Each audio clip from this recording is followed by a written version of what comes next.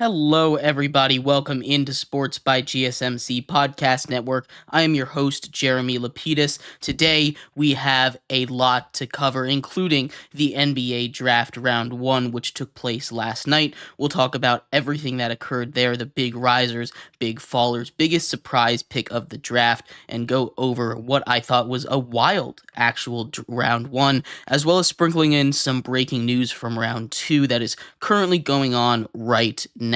In segment 2, we'll talk a little bit about Bronny James. Son of LeBron James is currently eligible to be drafted, has not yet been drafted. We are about halfway through the second round. There was actually just a report 2 minutes ago from Bob Myers on ESPN that said Rich Paul, his agent, is calling teams that aren't named the Lakers and Suns and saying, do not draft Bronny James.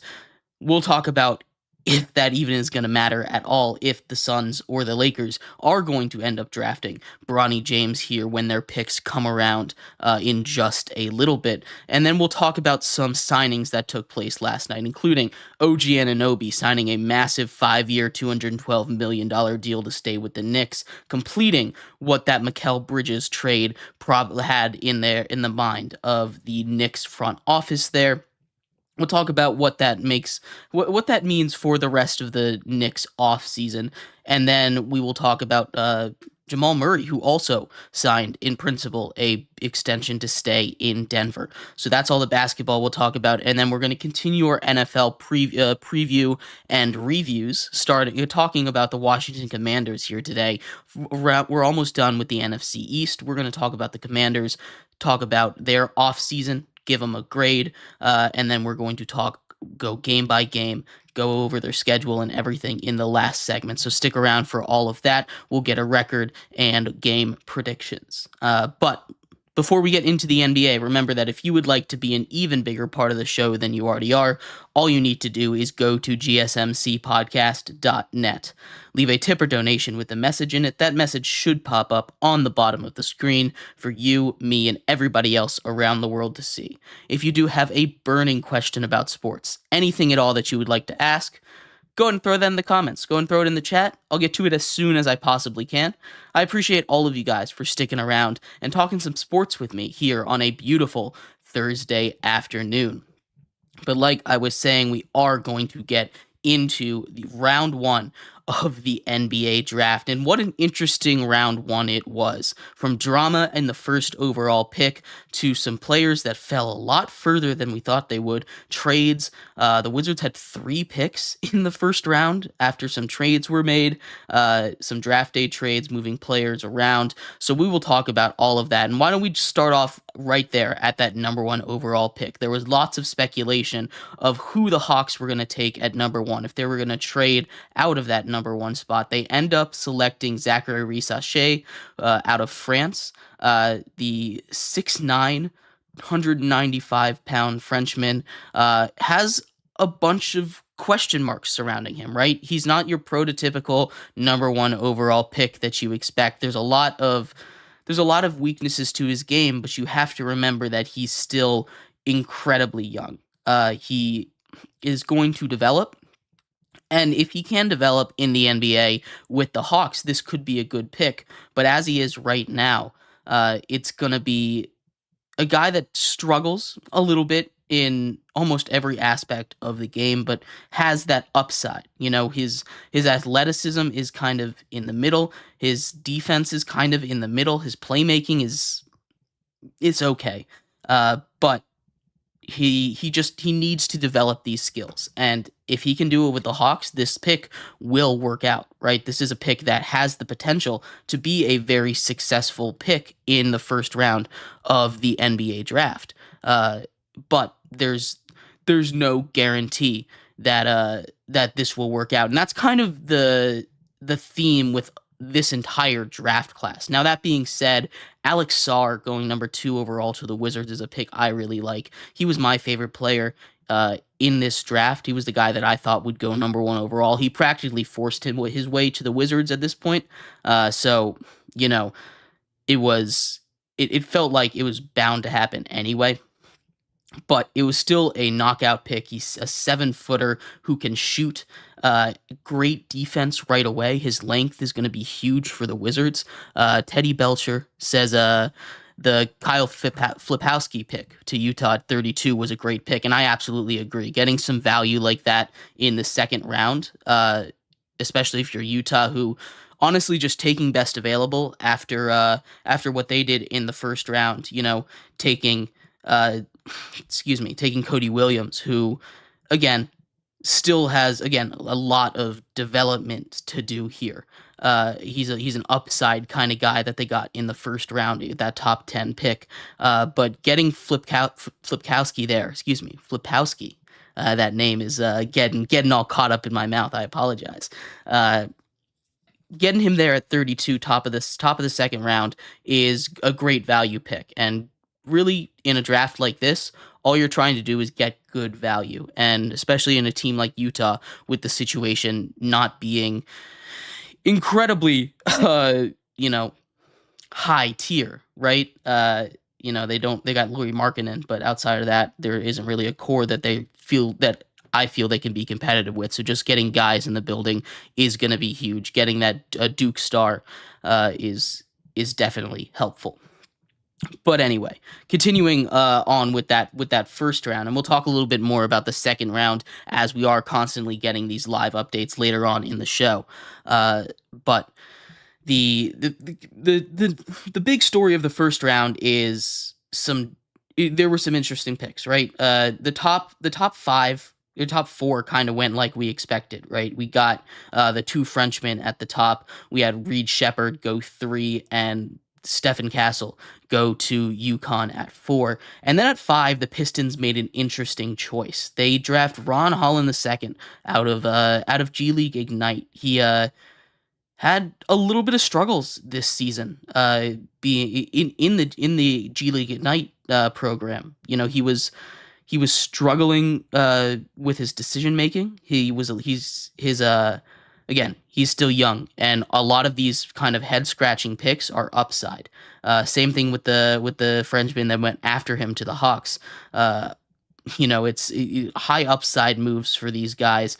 But Zach Edey went 9 to the Grizzlies here, and that was another big question in this draft. Where would Zach Edey go? How high would Zach Edey go in this draft? He ends up going top 10 to the Grizzlies at 9, and I like that fit. The Grizzlies, they have Ja Morant. If he can stay healthy and out of trouble, that is a team that is instantly going to be a lot better, is instantly going to be in that playoff, at least conversation, right? And adding a 7-footer like Edey, a 2-time,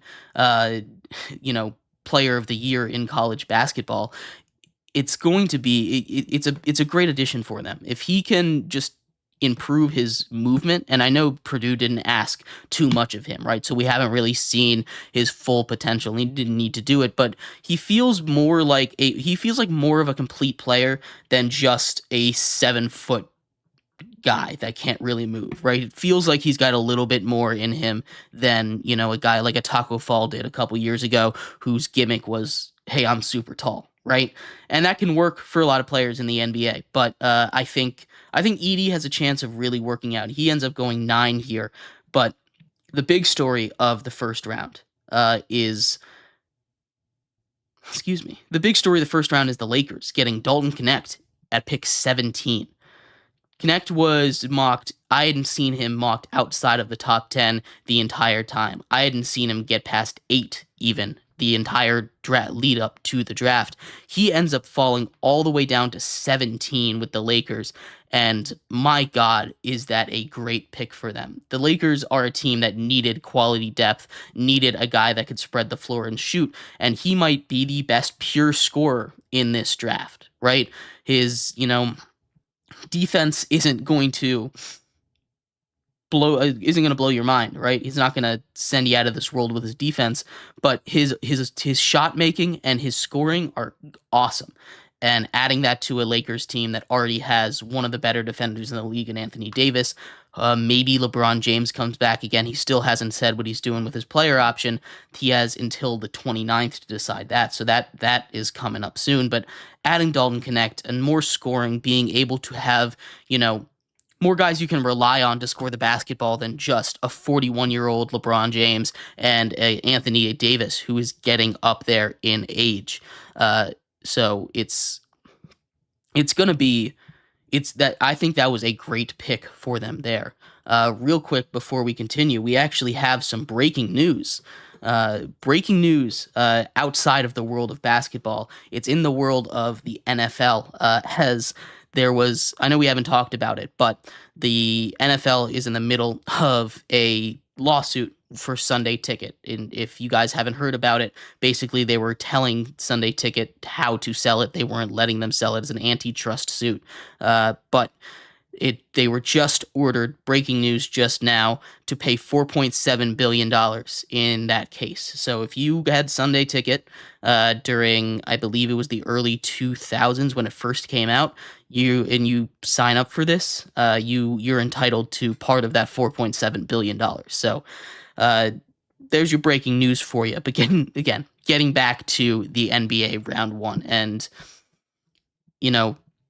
there were a lot of question marks. This was a kind of draft where you weren't quite sure where a lot of these guys would go. There's so many high upside guys that that in this draft kind of fell. You had Rob Dillingham go 8 to the Spurs, and I want to talk about the Spurs draft just a little bit because I think they kind of knocked it out of the park in the first round. You obviously want to build around Victor Wembanyama, right? And adding a tall defensive guard in Stephen Castle who can run that pick and roll, and a great playmaker in in Rob Dillingham. Adding those two together and pairing them with Victor Wembanyama is going to be huge. That's going to instantly help them on the defensive end. The Spurs were a team that was not good at defense at all outside of Victor Wembanyama. They were one of the worst defensive teams in all of basketball if you take him out of the picture there. But you add Castle, who's going to instantly help that, and the playmaking ability, a true point guard in Rob Dillingham, a guy that, can spread the rock. And that's really what they were missing. They get the guy that they need to move the ball around, get it to Wemby, run that offense. And I think this was an incredible draft for the Spurs. Obviously, when you have 2 picks in the top 10, you kind of have to knock it out of the park, but pairing those 3 young guys together to grow for a long time, that could be. I see the vision. I see it working out very well in the future. But let me know what you thought was the best pick of the first round. So far, I think it's Dalton Connect going 17. I mean, that is just a steal. I had no idea he was going to get out of the top 10. But anyway. In our next segment, we're going to talk a little bit more about round 2, specifically about Bronny James, as he still has yet to be drafted, and we are halfway through the second round. There was a report that came out 2 minutes before we went live about him and what his agent was saying to all these teams, so we will talk about all of that and more with the NBA draft coming up next here on Sports by GSMC Podcast Network.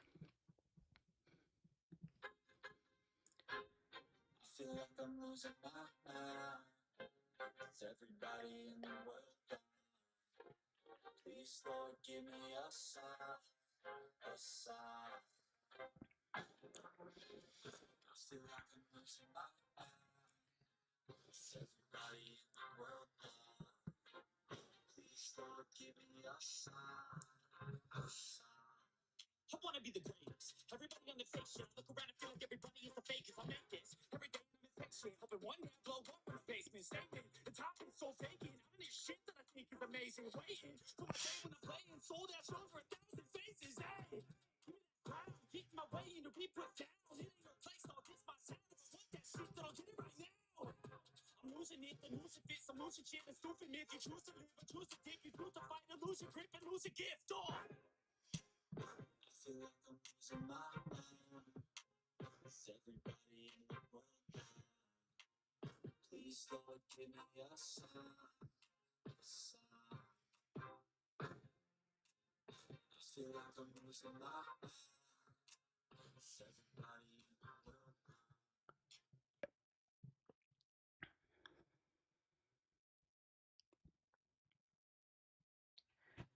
Welcome back to Sports by GSMC Podcast Network. I am your host, Jeremy Lapidus. If you are just tuning in, we just broke down everything in the first round of the NBA draft, as well as providing some updates as the second round of the NBA draft is currently live right now as we speak. We are going to talk a lot about the second round here, especially focusing on Bronny James, the big name that has yet to be drafted here. He has an interesting path, whether or not he will be drafted, as well as interesting news coming out just before our show started about what his agent was saying to teams.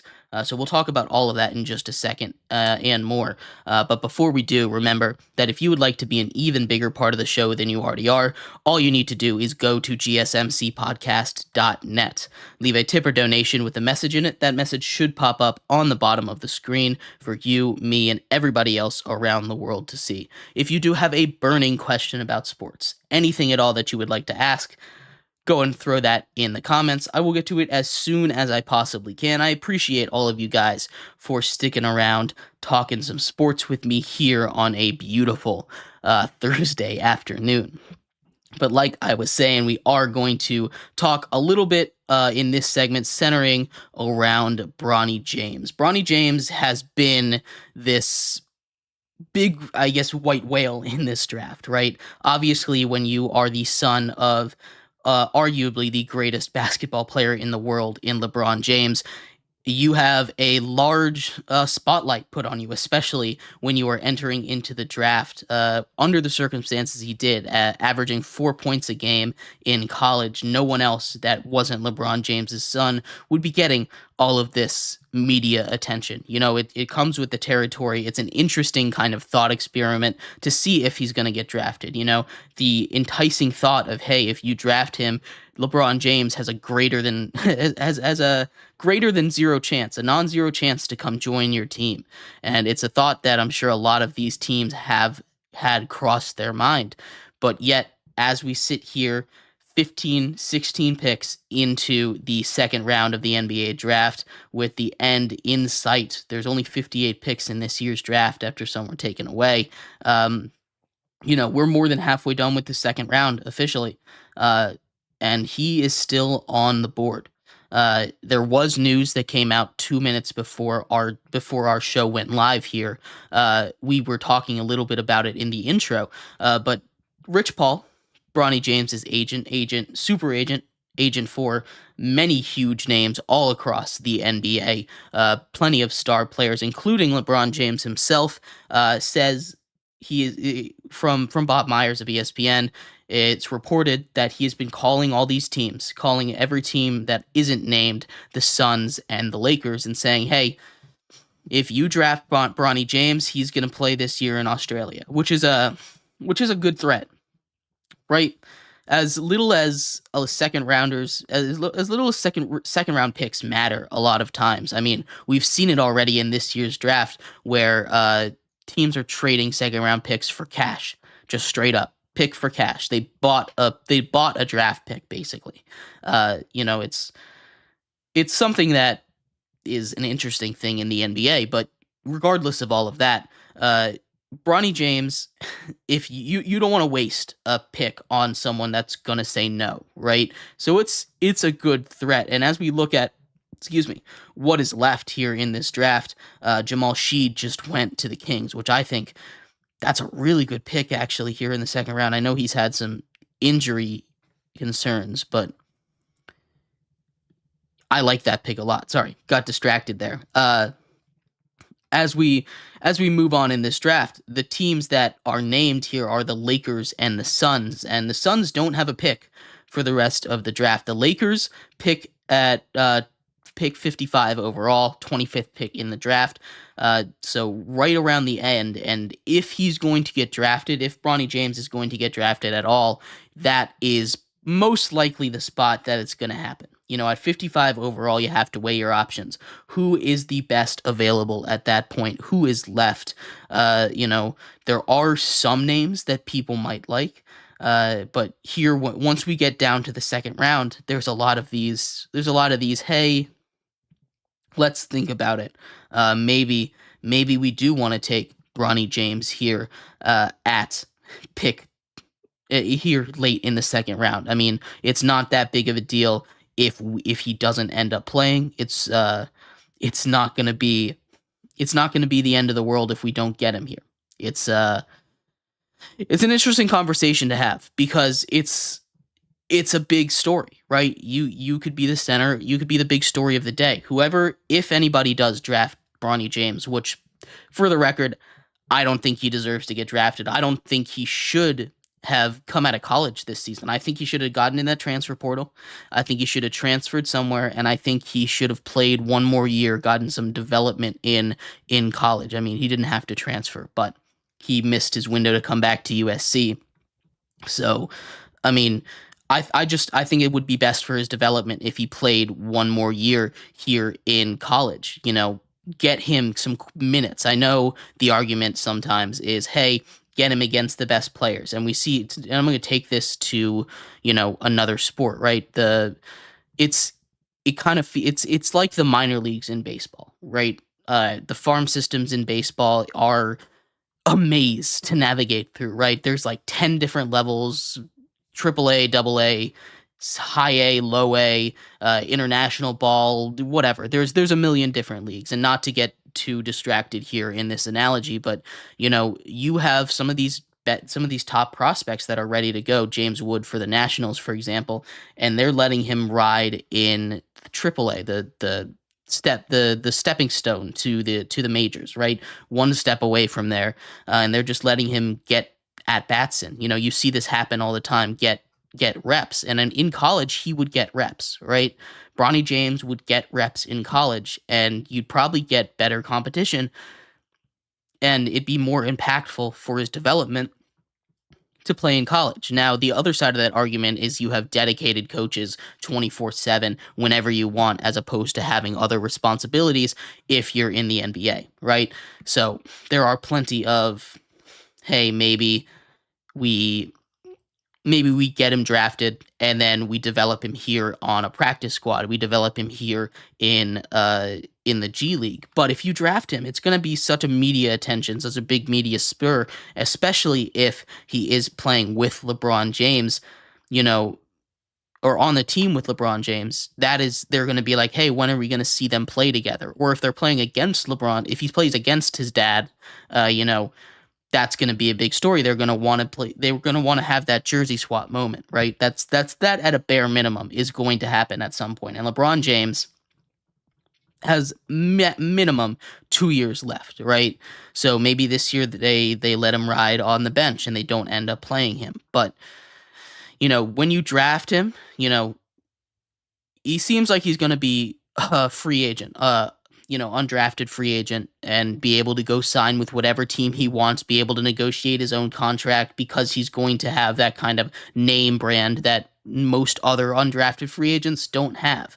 It's a special situation. It's a unique situation, and no other rookie in the world has this kind of leverage. No other draft prospect in the world has this kind of leverage over NBA teams, and it's a really interesting way to see what is going to happen. Who's going to win this battle? And right now, it looks like Rich Paul, LeBron James are in charge pretty clearly. As Cameron Christie from Minnesota just goes 46 overall to the Clippers. So there are continued. There's a lot of things that happen. I don't think he'll get drafted. Excuse me. I think he'll end up going undrafted, gets signed by the Lakers here. Again, there's only one place on the board that he even might get drafted, so that is at pick 25, and we'll keep an eye on the board in case anything does happen. But let me know what you think. Is there a place that you would draft Bronny James? Would you draft him in this round? Is that something that teams should consider, even with the threat from Rich Paul about him playing in Australia for a year if another team that isn't the Lakers or the Suns end up drafting him? But anyway, let me know your thoughts. I'd love to hear them. In our next segment, we are going to finish up our basketball discussion, talk about two big name players that signed two big money, big extension in Jamal Murray and OG Anunoby. We'll talk about what that means for the Knicks and for the Nuggets as they both get their guys back, and much more coming up here on Sports by GSMC Podcast Network. Looking for your daily fix of sports talk without having to pay for it? GSMC Sports Network is available on YouTube. Just search GSMC Sports Network. Get your fix of daily sports talk shows on YouTube. Absolutely free. NFL, college football, NBA, MLB, MMA, UFC, fantasy football, and so much more. GSMC Sports Network has shows running all day long, with new sports shows starting every 2 hours. Just like on your favorite cable sports channel, except GSMC Sports Network is absolutely free. Just search GSMC Sports Network on YouTube to catch one of your new favorite shows, like the GSMC College Football Podcast, Chip Shot Football Podcast, Hoops and Heels Women's Sports Podcast, GSMC Basketball Podcast, and so many more. Check it out for yourself. GSMC Sports Network, now available on YouTube, absolutely free. Search GSMC Sports Network on YouTube.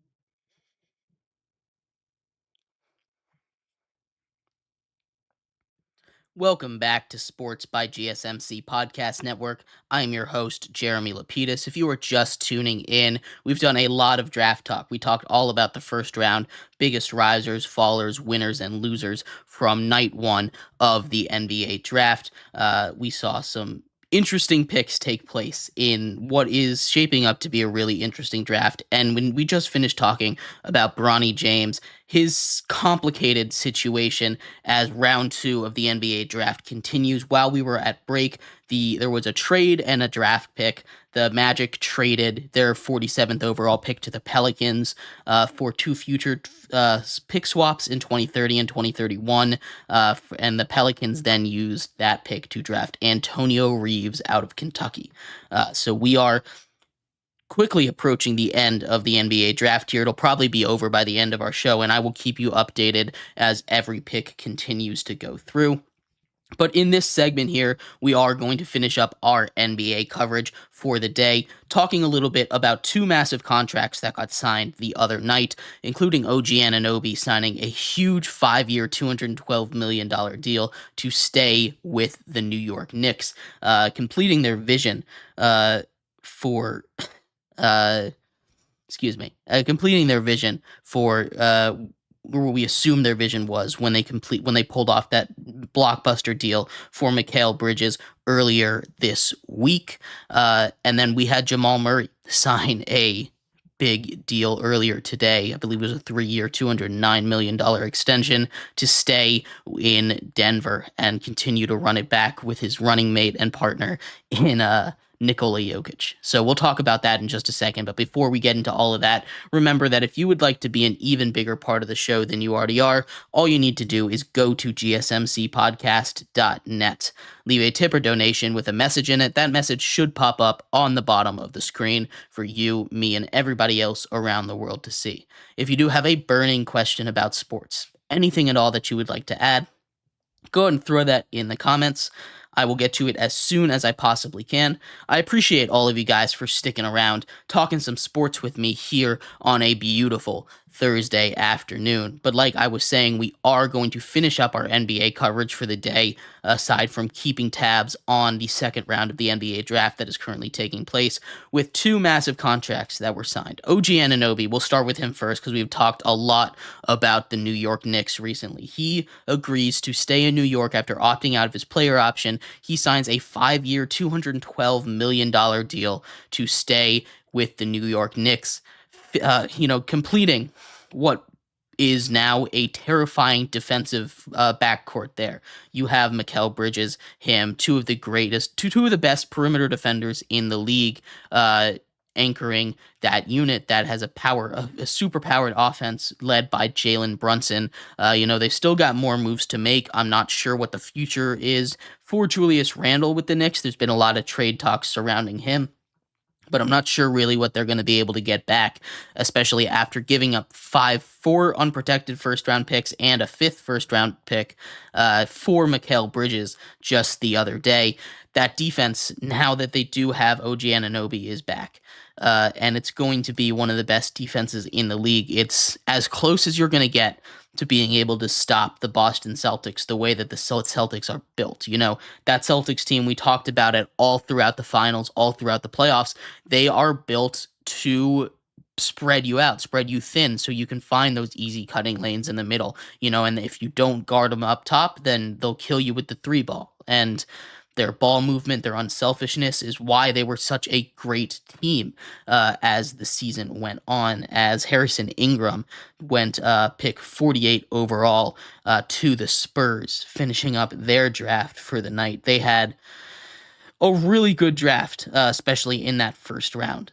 So anyway, the the Knicks are going to be competitive in the East as long as they can stay healthy. And that is a given when you're talking sports, obviously, because you can never predict health. Health is impossible to predict, and you never want to be in that situation where you're like, we're gonna say that they're gonna get hurt. And I hate to do that, but you know, this is a team that can seriously threaten the Celtics, and it's an interesting move to give up that much. Going back to the Mikal Bridges trade, it's an interesting move to give up that many assets for a guy in Mikal Bridges who isn't obviously going to push you over the top. And I know there wasn't a better option out there. You know, Paul George was there, and I don't think that would have been better for their team. I think Mikal Bridges was the better option there, but it kind of puts them in a situation where you give up a lot, and I'm not sure if that move makes them championship contenders, right? The West is going to be tough. It definitely makes them Eastern Conference contenders, because outside of the Celtics, the East is incredibly weak, and we saw that this year. But this might put them over the top. There's no way of really knowing, though, until we see it in action, and also if we see them healthy. But the other side of the coin, the other big extension that was signed, Jamal Murray signs his contract extension. As breaking news, excuse me, we got so much breaking news as Reggie Jackson from Denver. We'll get into a lot of Denver. This probably has a lot to do with this Jamal Murray extension with the money there. Reggie Jackson is being traded from Denver to the Charlotte Hornets with to Charlotte with 3 unprotected second-round picks. So 3 second-round picks to Denver, it looks like, for Reggie Jackson. Interesting trade. The other you know, pitfall or part of this trade is because there was, you know, there was a lot of money given out to excuse me, Jamal Murray, who signed a max 4-year, $209 million deal. You know, now you have 2 max players under contract. Kentavious Caldwell-Pope gets opted out of his contract, saving them $15 million there. So Denver's had a lot of movement going on around their roster. They've got a lot of players to think about, and one of those they just parted ways with is Reggie Jackson. This is a team that obviously won the NBA championship just 2 years ago. They did their best to keep their core together, and Reggie Jackson wasn't as effective as he had been in previous seasons last year. Obviously, he made some mistakes down the stretch against the Timberwolves, and that's not the reason he gets traded, but he becomes an expendable part of that team as the payroll continues to grow from a Denver team that, you know, has to make these tough decisions now. And as long as they have Jokic and Murray, they're going to continue to be very good, right? This is not a team that's in danger of missing the playoffs. This is not a team that's in danger of really missing any important deadlines. They were still top of the West, again, in a very, very tough Western Conference. But we're starting to see them get up against the cap, especially as a small market team. It's a little bit tougher on them, but they do, excuse me, have that they do have that core still intact, so they'll still be very, very good. It's important to pay your guys, and sometimes you gotta dole that money out, regardless of how much it might hurt you. As it might hurt your wallet as a team or as an owner to do it. But Jamal Murray absolutely deserves that contract. The When he is healthy and on the court, his ability to hit those clutch shots down the stretch, his ability to run that pick and roll with Nikola Jokic, their chemistry together is what powered them to that championship. That is what powered them to be one of the most, most efficient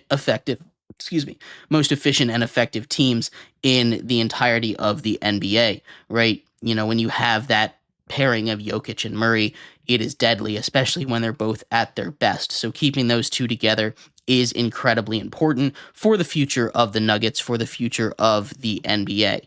But they have to make these tough decisions. Reggie Jackson, Kentavious Caldwell-Pope, both quality depth pieces that they're now losing. So this team definitely did lose a little bit of talent here, and they're reloading in the draft. Obviously, their first round selection of Ryan Dunn out of Virginia. Virginia's always going to give you nice defense. He needs to work on his offense, but his defense, anybody coming out of Virginia that's worth a first round pick is going to instantly help your defense. And that's a point that Denver could always improve on. It's always good to get more defense. So I do think that overall this team, while they did lose some quality depth and some good defense in KCP so far, which doesn't mean they can't re-sign him. He could still come back on another contract, but we'll have to see there. But anyway, we are going to move out of the NBA for the rest of the show and continue with our NFL coverage as we inch closer and closer to the start of the NFL season. Today, we'll be focusing on the Washington Commanders as we finish up the NFC East tomorrow with the New York Giants. We'll go over their offseason moves, how much they improved, how much they got worse, and give them a letter grade. The Cowboys got a C-, the Eagles got a B+ so far. We will talk about the Commanders here today, make sure that they get their grade, and then we'll talk about their record. We'll go game by game, give them a total record prediction, and you can hear reasonings for every single game as the season progresses. So stick around for that. We'll be right back here on Sports by GSMC Podcast Network.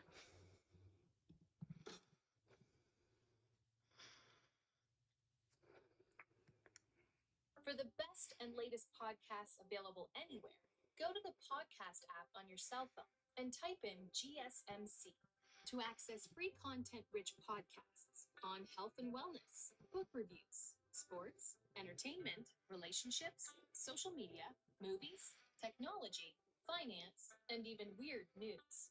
Subscribe and download the GSMC Podcast Network's family of shows, available everywhere podcasts are found.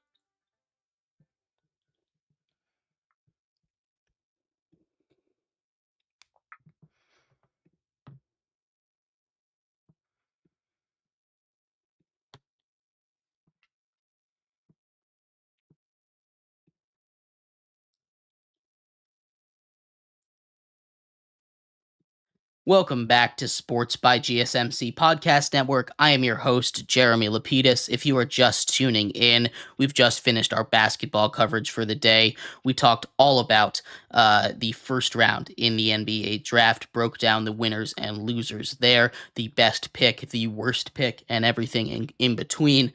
We talked about Bronny James potentially being drafted to the Lakers here upcoming, and we'll continue to have more updates as the second round of the NBA draft continues to go. And we just finished talking about two massive extensions that were signed. OG Anunoby signing a 5-year, $212 million contract to stay with the New York Knicks, and Jamal Murray signing a 4-year, $209 million max deal to stay in Denver. But as we were talking about the updates over the break, there was another pick made in the NBA draft. Tristan Newton out of UConn was taken in the first pick of the back-to-back picks that the Pacers have. They are on the clock here yet again. But we are going to move into the NFL here. We're going to continue our, breakdown of the offseason and scheduling schedule previews for all 32 NFL teams. We are in the middle of the NFC East. We did the Eagles yesterday and the Cowboys on Tuesday. We're going to do the Washington Commanders today. So we're going to go through their offseason, give them a letter grade, and break down all of the moves, good and bad, that they made. And then in our fifth and final segment of the day, we're going to go over their schedule game by game and give them a record prediction. But before we do all of that, remember that if you would like to be an even bigger part of the show than you already are, all you need to do is go to GSMCPodcast.net. Leave a tip or donation with a message in it. That message should pop up on the bottom of the screen for you, me, and everybody else around the world to see. If you do have a burning question about sports, anything at all that you would like to ask, go ahead and throw that in the chat. Go ahead and throw that in the comments. I will get to it as soon as I possibly can. I appreciate all of you guys for sticking around, talking some sports with me here on a beautiful Thursday afternoon. But like I was saying, we're going to get into the NFL here.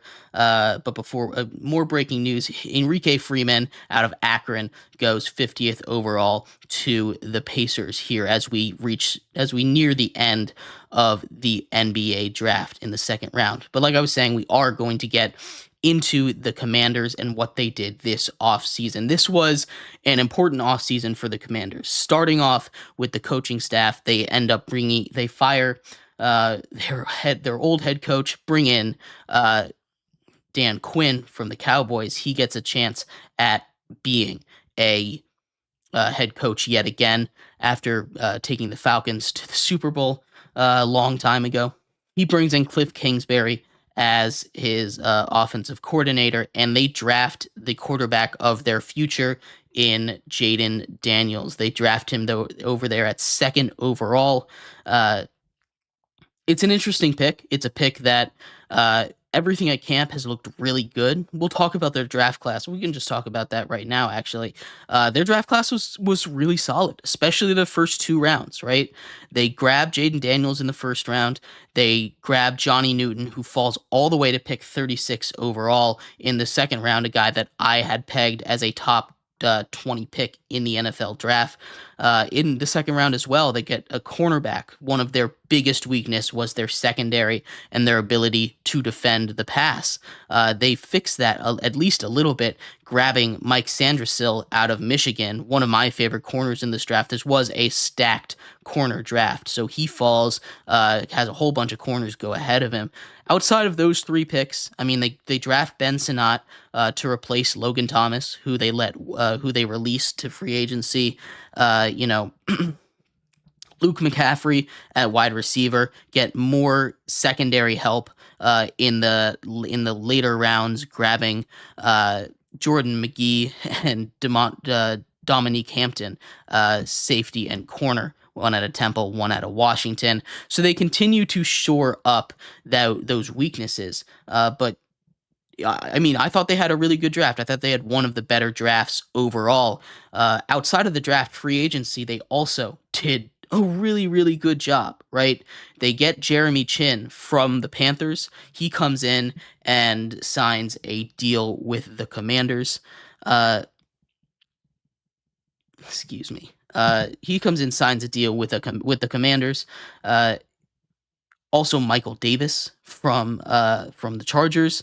On the offensive line, another one of their weapons. They grab Nick Allegretti from the Chiefs. They grab Tyler Bedaz, who was a great center for the Cowboys. Running backs, they had a crowded backfield last season, splitting carries between Brian Robinson and between a couple running backs, Brian Robinson being one of them. They bring in Austin Eckler there, and he's going to be an interesting fit in the mix, right? Austin Eckler is an older running back. You know, he feels like he's been in the league forever. He's still just 30 right now. But the Chargers let him walk. The Commanders bring him in on a bigger deal. You expect him to be that every down back, but the Commanders have enough running back depth that it's not necessarily, a guarantee that they'll have him. Brian Robinson is there. They bring in Jeremy McNichols. They have Chris Rodriguez, who had a couple of solid games uh, last season, filling in for some injuries. But they also bring in Zach Ertz, the old Eagle, the old Cardinal. They bring in a lot of great guys. That again, Frankie Louvu at linebacker might be the best signing. They continue. I really love their offseason. They also brought in Bobby Wagner. At the linebacker position. Again, their defense needed a lot of work. It was supposed to be one of the strongest units in football. It ended up being much more of a disappointment. But they did a good job filling a lot of the holes that were lost. They let Curtis Samuel walk, but they replaced him in the draft with guys like Luke McCaffrey, who's supposed to come in and play a big role. Cameron Curl they let walk, but like I said, they also filled that spot with Jeremy Chin and their draft picks. So I thought that they did a great job of filling their holes. It's not an overnight fix, but I'm going to give their offseason an 8. I think they did a really good job overall. I don't think there's too many places where, they could have improved where they didn't improve. You bring in Jaden Daniels, who by all accounts at training camp has looked really, really solid. And that is exactly what they needed to see. There's still work to do. This isn't a team that's going to go off and win a Super Bowl this season. This isn't a team that, is going to compete to win 12, 13 games, but any improvement is major improvement, coming off of a season where they go 4-13. You just want to see some kind of improvement, and I think they absolutely knocked this offseason out of the park. So I'm going to give them an A. We missed a couple picks while we were talking about this in a trade. The Wizards traded the 51st overall pick to the Knicks, and they drafted Melvin Ajasia, out of France. So it should we'll keep an eye on the NBA draft and any other developments there. But let me know what you thought of the Commanders offseason. I thought new general manager Adam Peters did a great job in his first offseason, helping to build his culture, a successful culture, something that the Commanders have lacked as a franchise for a very, very long time. We are going to end off our show today talking about the Commanders' schedule. We'll go game by game, break down every single one, and give you a record prediction at the end of it. So stick around for that. We'll be right back here on Sports by GSMC Podcast Network.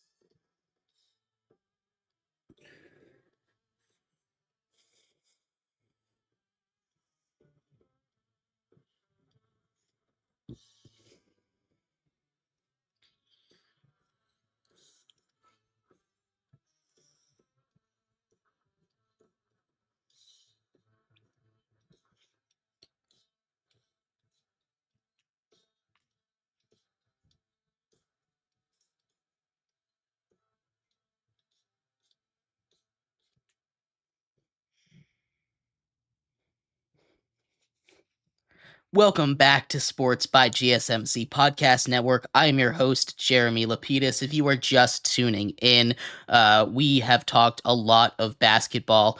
We talked about the NBA Round 1. We talked about all of the crazy picks, the big risers, fallers, and the best pick in the draft, as well as some surprise picks that took place in the first round. We talked about some of the second round teams. Second round picks, we continue to do updates as actually over the break, Quinton Post just went 52nd overall out of Boston College to the Golden State Warriors. We also talked about Bronny James there, if he will get drafted, where he might get, if he deserves to get drafted. There's only one spot that feasibly makes sense unless a trade happens, and that's coming up in just a few picks from now. 3 picks from now, the Lakers are up, and that's where, if he gets drafted, it most likely will take place. Then we talked about some max contracts that were given out. Jamal Murray got a 4-year, $209 million contract with the Denver Nuggets to stay.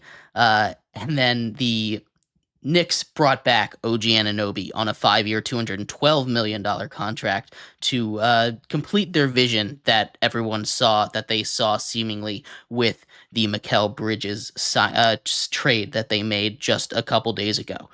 We also talked about the Washington Commanders, as we are going to continue talking about them here. We're going to do a schedule breakdown as we work our way around the NFC East. Gave them an A for their offseason. I thought they had a great draft. Jaden Daniels has, at all reports, looked great in training camp. They did a great job working with their weaknesses, bringing in some veterans and filling their holes in the draft.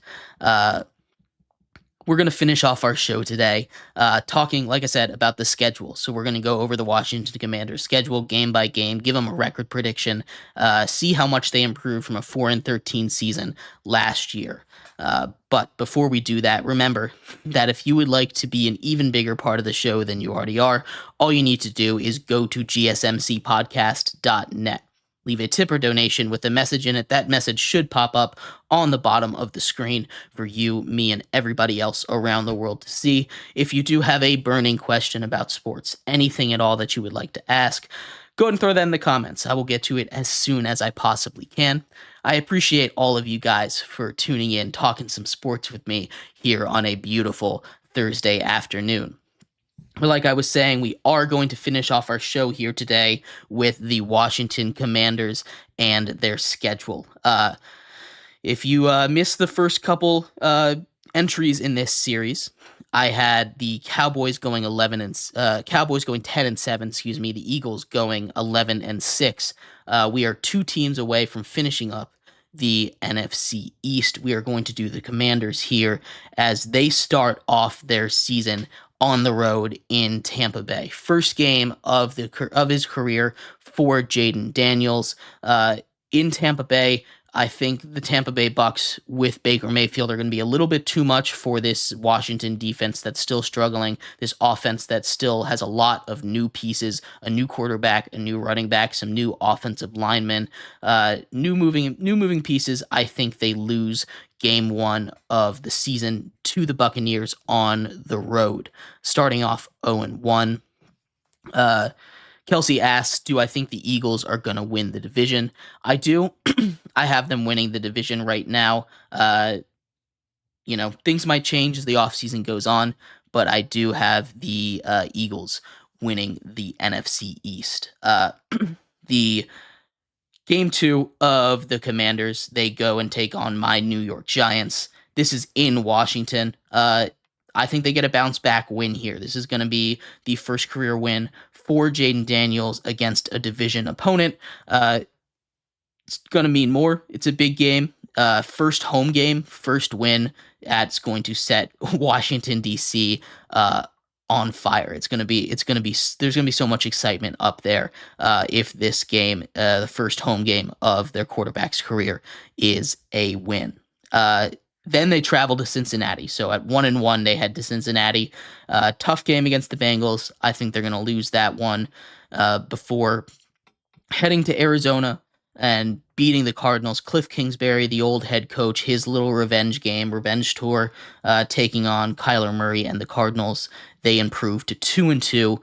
And then they go on a little bit of a tough stretch. Now, Washington doesn't have a bye until week 14, so I think it's going to be there's going to be a couple games that are tough for them against some of these good defenses as they continue to play. But their schedule, they do get lucky as their schedule kind of lightens up as they get later on in the season.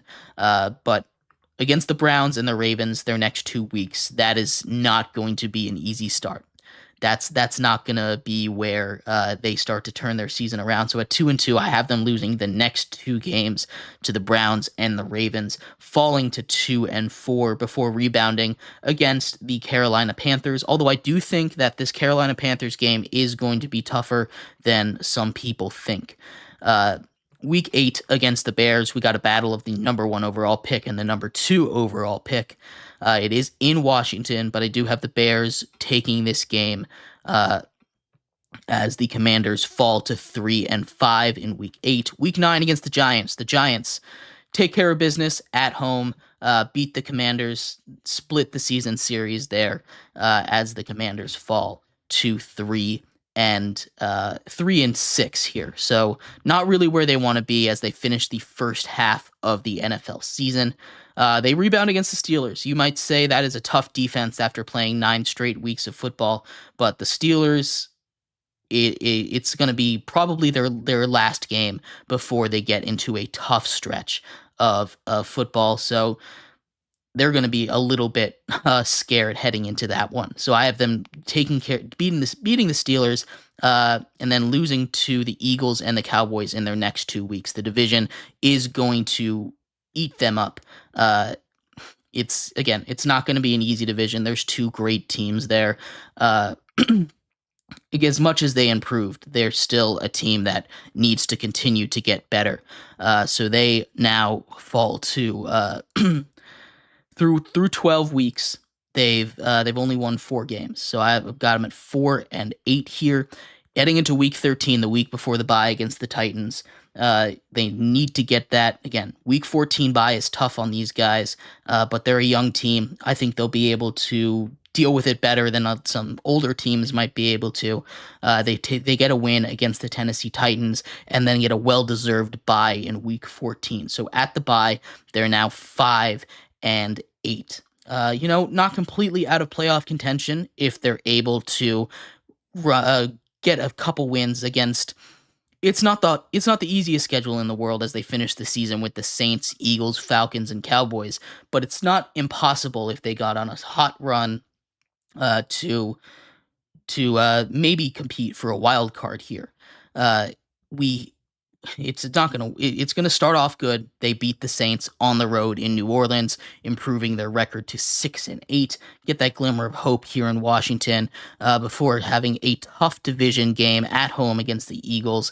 Again, this is also at the point where the Eagles and the Cowboys, in my prediction, are tied. So this game means a lot for both of these teams. I have the Eagles taking it and probably snuffing out the hope for the Commanders to make the playoffs. They go to Atlanta, take on the Falcons. I do have them winning that game in week 17. So heading into the last week of the season, they are 7-9. I apologize. And the Cowboys, again, this is for a playoff spot. We talked about this the other day, at least in my predictions. I have the Cowboys winning, and the Commanders finish the season with a record of 7-10. Now, this is a 3-win improvement from last season, so this is probably going to be considered a successful season, right? This is it's not an easy schedule. It's not the hardest of schedules, but they do improve by 3 wins, and I think that's going to be considered a success in Washington, a successful season for their rookie quarterback Jaden Daniels. And I think they're going to be on the right track here. But 7-10 is where I have the Washington Commanders. Before we wrap up our show, though, I will give some updates here for the NBA draft. When we last left off, there's been 2 picks. Cam Spencer out of UConn got drafted by the Pistons, and Anton Watson out of Gonzaga taken by the Celtics. The Lakers are on the clock right now. The pick is in. We'll see if they ended up taking Bronny James, which they did. There we go. That's what we were looking for. Bronny James officially gets drafted by the Los Angeles Lakers. Interesting repercussions from this, right? It's not. I'm curious to see how the Lakers play Bronny James as they draft him 55th overall with the 25th pick in the second round of the NBA draft. I'm curious. Let's see. It kind of felt like an inevitability, right? That the Lakers were gonna draft Bronny James, or at least get him after he went undrafted. But taking him at 55, I don't mind. I was more concerned that someone would take him in the first round with all the LeBron hype around him. Not sure if he will get a lot of playing time, but it's cool that he gets to play with his dad. I'll do a little more research on it, and we'll talk all about that tomorrow. But finishing up the NBA draft, Bronny James goes to the Lakers. We'll talk about that tomorrow. We'll talk about the Giants, break down their schedule, do a off-season review for them, give them a letter grade, and then we will also do our Friday MLB power rankings. So come back tomorrow for that. You've been listening to Sports by GSMC Podcast Network. I've been your host, Jeremy Lapidus. I appreciate all of you guys for sticking around, talking some sports with me here today on a beautiful Thursday afternoon. I will see you same time, same place tomorrow. Have a great one. Bye-bye.